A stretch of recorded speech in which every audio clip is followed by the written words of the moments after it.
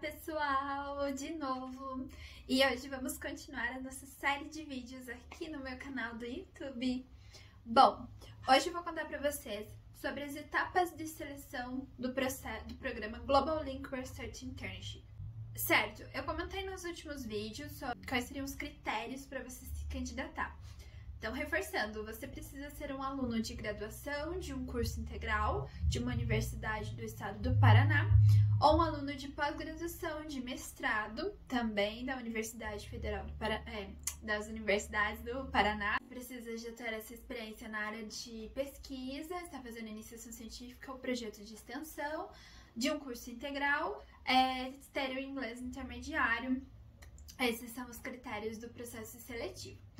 Você vai se inscrever, o período de inscrições abre de agosto e fica aberto até o fim de setembro. Durante esse período, você vai entrar no site para se inscrever. É uma plataforma como qualquer outra de algum processo seletivo que você se candidata. Você vai colocar o seu nome, o seu endereço residencial, contato, e-mail, telefone e afins. E, além disso, você vai colocar informações do curso que você está fazendo, qual a universidade, qual o período que você está, quando que é a sua previsão de formatura. Ah, detalhes sobre previsão de formatura, gente. Você não pode colocar, por exemplo, assim, você vai se candidatar no ano de 2023, esse ano. Em agosto de 2023, você vai lá se inscrever. Você não pode estar se formando, por exemplo, até metade de 2024. Por quê? Porque se o estágio é para começar em julho, até julho, você não pode já ter se formado. Então, você também tem que se atentar a isso. Eu lembro no Telegram, de uma menina que ela colocou errado, gente. Vocês acreditam? No Telegram ela tava comentando que na hora de colocar a previsão de formatura, ela acabou colocando julho do ano seguinte, que no caso seria 2023. Então ela se candidatou igual eu, em agosto de 2022, e ela colocou a previsão de formatura dela para julho de 2023, ou seja, desse ano. E ela foi desclassificada porque ela colocou a previsão de formatura num tempo que não faz nem... realmente, se você parar pra pensar, se você vai se formar em julho, como que você vai ficar um tempo lá fazendo estágio se você precisa estar matriculado na universidade, certo? Então, daí ela teria que ter colocado julho de 2024.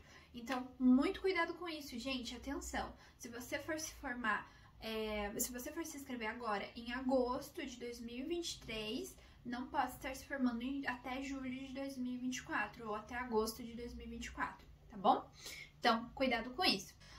Depois, você vai colocar algumas documentações. Quais documentações são essas? Histórico acadêmico tem que estar traduzido em inglês com assinatura, no meu caso, com a assinatura do coordenador, afirmando que você fez a tradução corretamente. No caso, eu fiz a tradução, gente, eu mesma, então foi o que valeu. Teve gente que fez a tradução juramentada, mas eu fiz uma tradução assim, num documento mesmo, fui transcrevendo o meu histórico e deu certo, e meu coordenador assinou. O coordenador do curso, no caso. Depois, você precisa colocar 2 cartas de recomendações, tá? Essas 2 cartas de recomendações são de professores associados a alguma universidade. No meu caso, foi um professor da UFPR e um professor de uma outra universidade.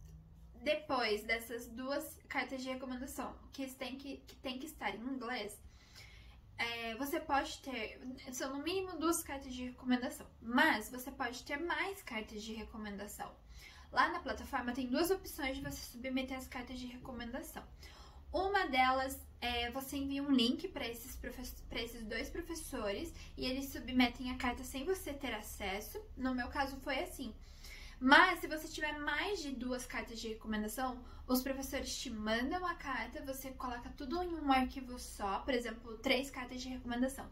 Aí os 3 professores te mandam, você coloca tudo em um arquivo só e anexa. mas aí nessa opção os professores têm que te enviar a carta. No meu caso, os professores submeteram sem que eu tivesse acesso a essa carta de recomendação. Gente, depois das cartas de recomendação, você vai anexar o seu currículo. O seu currículo tem um formato padrão do programa Mythics. No meu caso, eu baixei e transformei o meu currículo igual do formato deles, mas você pode submeter no formato que você quiser, tá? O que eles pedem nesse currículo? Informação profissional, suas experiências profissionais e suas experiências acadêmicas. E algumas outras coisas que você queira complementar, como premiações e tudo mais. Mas aí é um currículo, gente, igual um currículo que a gente envia para uma empresa. Depois de você colocar o seu currículo em inglês, as suas cartas de recomendação de professores associados a alguma universidade, o seu histórico acadêmico em inglês, com a assinatura do coordenador, confirmando que a veracidade no documento, preenchido todas as informações da plataforma, com os seus dados pessoais e os dados acadêmicos, você vai preencher mais duas opções muito importantes na plataforma. Quando eu fiz a minha pesquisa, lembra que eu comentei com vocês que eu fui pesquisar sobre o programa, o que as pessoas comentavam? Eu vi muita gente falando sobre isso e eu vou repassar para vocês. Essas duas caixinhas são muito importantes, porque se você escrever elas muito bem, isso pode te ajudar a ser selecionado para a etapa das entrevistas, tá? Essas duas caixinhas, elas têm um limite de palavras, então você tem que pensar muito bem quais as palavras que você vai escolher. Lembrando que é tudo em inglês, tá? Essas duas caixinhas, a primeira delas pede para você falar sobre as suas experiências na área da pesquisa. Depois, a segunda caixinha, que também é super importante, é quais são as suas conquistas. O que você tem de premiações, o que você fez, assim, como cursos, treinamentos que você ministrou, que possivelmente você tem ministrado. Enfim, tudo aquilo que você considera ser uma conquista. Gente, não precisa necessariamente você ter um certificado, mas se para você aquilo é uma conquista, é uma premiação, então você coloca. Depois disso, gente, tem mais uma etapa, que é a etapa mais legal, que você perde horas ali pensando qual que você vai se candidatar, que são os projetos. Então, como que funciona, gente? A etapa dos projetos é a seguinte: você tem uma aba ali que você tem acesso a todos os projetos de todas as áreas, não só daquela área que você atua. Beleza. Como que funciona? Você tem que se candidatar em no mínimo 3 vagas diferentes, de 3 universidades diferentes, de províncias diferentes. E no máximo 7. Então, caraca, é muito projeto para se candidatar, não é? Eu, no meu caso, optei por me candidatar em somente 3, porque eram essas 3 vagas que eu mais tinha gostado. Eu cheguei a olhar as demais, mas eu optei por me candidatar em 3, mas teve gente que eu conheço que se candidatou nas 7. Certo, você vai lá, você olha o projeto, o que tem, né, nessa descrição. O professor comenta sobre a importância do tema, o que você vai fazer durante as 12 semanas, quais são as etapas e o que ele espera de conhecimento prévio que você tenha. Por exemplo, é um projeto de qualidade da água. Então, eu espero que o aluno tenha conhecimento básico em recursos hídricos, já tenha trabalhado em qualidade da água, já tenha uma certa experiência com pesquisa científica, elaboração de relatórios, apresentação, enfim, estatística básica, por exemplo. Então, depende daquilo que o professor pede, mas não necessariamente é um pré-requisito, sabe? Eu me candidatei em uma vaga que pedia conhecimento em Python. Eu não uso Python, então eu decidi arriscar e me candidatei. Mas não é um pré-requisito, é só um diferencial que o professor vai olhar, sabe? Então, essas as descrições que apresentam-se quando você vai procurar algum projeto. Quem submete as propostas são os professores das universidades canadenses. Então, todo ano pode ter um projeto diferente, numa área diferente. Então, dá vontade de fazer todo ano, né? E depois que eu submeti, escolhi as minhas vagas que eu me candidatei, enviei as documentações. E agora, o que acontece? Calma, gente. Vem a parte que você precisa ter, a tal da paciência, algo que eu fiquei muito ansiosa, gente, eu confesso. O processo abre em começo de agosto e finaliza final de setembro. Aí vem um mês que a Mytexx vai olhar toda a sua documentação, todos os seus o preenchimento da plataforma e ver se você está elegível, se tudo que você mandou está de acordo com as regras, tá? Depois que eles fazem essa seleção, né, dos alunos, e no final de outubro eles enviam o primeiro resultado. Nesse primeiro e-mail você pode receber 3 tipos de e-mail. Quais são eles? O primeiro, candidatos sob consideração. Aí você pode ficar preparado porque você tem chance de fazer uma entrevista. Mas olha, se você recebe o e-mail candidato sob consideração, veio negrito, que diz assim, você pode ou não ser chamado para entrevista. Então você tem que ficar preparado, porque daí depende do professor. A Mytexx fez a primeira seleção, mas daí a outra parte são os professores que fazem. Beleza, a segunda e-mail que você pode receber é candidato em lista de espera. Então aí você vai ter que aguardar mesmo as próximas etapas e ver se você chega na etapa de candidato sob consideração. A terceira alternativa é, infelizmente, candidato desclassificado. No meu caso, eu recebi um e-mail candidato sob consideração. Gente, eu fiquei muito feliz e ao mesmo tempo muito nervosa, porque eu pensei, será que eu vou ser chamada para uma entrevista? E olha, eu fui chamada. Eu recebi o e-mail no final de outubro. Quando foi começo de novembro, umas 2 semanas depois, eu recebi o meu primeiro e-mail me convidando para uma entrevista. Bem, eu fiz a entrevista na metade, quase no finalzinho de novembro. Eu lembro até hoje, foi dia 21 de novembro, o aniversário do meu pai. Então eu fiz a minha primeira entrevista em inglês no aniversário do meu pai. Nunca vou me esquecer disso, gente. E daí, como foi? Eu recebi o e-mail, né, da professora falando que tinha visto as minhas documentações, ela gostou e queria me conhecer melhor. E daí a gente marcou o horário pra gente conversar. Ela me perguntou, a primeira coisa que ela me perguntou foi, que eu nunca vou esquecer, gente, como estava o tempo em Curitiba? Aquilo me pegou de surpresa, assim, porque eu fiquei assim, meu Deus, eu vim assim, treinada para responder perguntas sobre experiências acadêmicas, profissionais, mas ela me pegou totalmente de surpresa, me perguntando sobre o tempo de Curitiba. Então, esperem por perguntas assim, meio que de surpresas, tá? Aí depois ela pediu para eu me apresentar, falar quais eram os projetos que eu participava e tudo mais. Ela me perguntou quais as disciplinas que eu estava fazendo no momento na área de recursos hídricos, perguntou se eu tinha feito disciplinas de programação. Ela me perguntou também qual o tempo que eu teria disponível para fazer o estágio, se eu já estava na época de fazer o TCC, essas coisas. Então, ela até comentou que seria um bom tema de TCC e que eu poderia desenvolver o TCC lá. Eu gostei bastante, mas a vaga era para a distribuição de água. Depois que eu fiz a entrevista com ela, você não fica sabendo se você foi selecionado ou não, porque ela envia essa resposta para a Mytexx.